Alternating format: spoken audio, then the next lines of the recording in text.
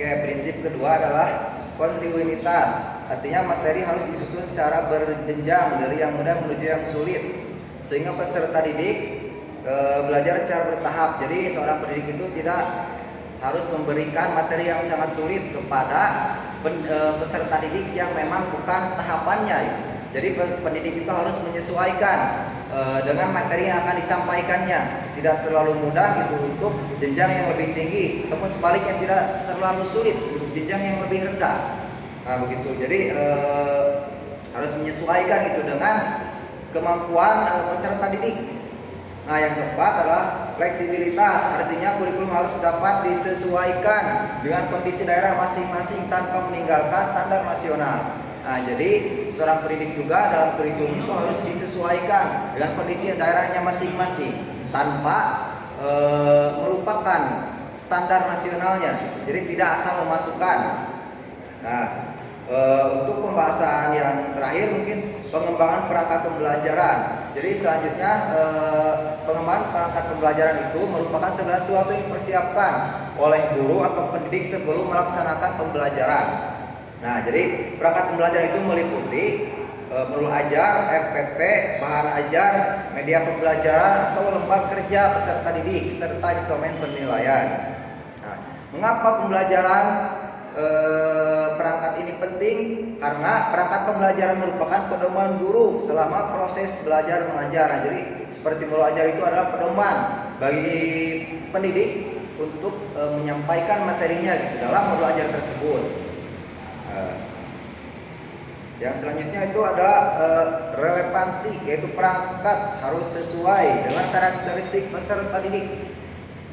Nah, yang kedua adalah konsistensi, yaitu adanya kesesuaian antara tujuan, materi, metode, dan evaluasi.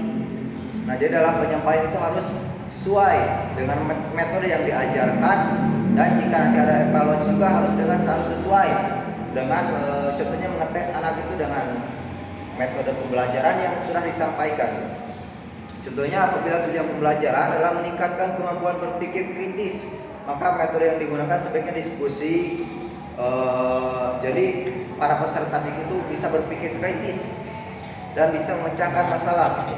Nah, jadi di era digital ini guru juga dituntut mampu menggunakan teknologi pembelajaran seperti video interaktif, presentasi digital, aplikasi pembelajaran, maupun media berbasis internet agar pembelajaran menjadi lebih menarik dan sesuai dengan karakteristik generasi sekarang. Nah, jadi kesimpulan dari materi-materi yang sudah saya sampaikan itu adalah sebagai tujuan kurikulum, isi kurikulum, dan perangkat pembelajaran. Nah, jadi dalam judul itu ada 3 hal. Yang pertama, tujuan kurikulum menentukan arah pendidikan. Yang kedua, isi kurikulum menentukan materi yang akan dipelajari. Nah, jadi yang kedua ini adalah untuk dasar ya. Jadi sebelum mengajar itu harus menentukan apa saja yang harus dipelajari oleh peserta didik. Yang keduanya adalah materi yang akan dipelajari. Jadi dalam materinya itu kita harus menyesuaikan dengan lingkungan peserta didik ini. Jika misalkan di hutan atau di posisian, harus menyesuaikan dengan contohnya dengan lingkungannya, dengan menjaga lingkungan gitu. Nah, sedangkan perangkat pembelajaran menjadi sarana untuk mengimplementasikan kurikulum dalam kelas. Nah, yang terakhir sebagai mahasiswa kita harus memahami ketiga komponen tersebut agar pembelajaran tercapai dengan sesuai. Nah, mungkin itu dapat saya sampaikan. Mohon maaf, pamit undur diri. Assalamualaikum warahmatullahi wabarakatuh.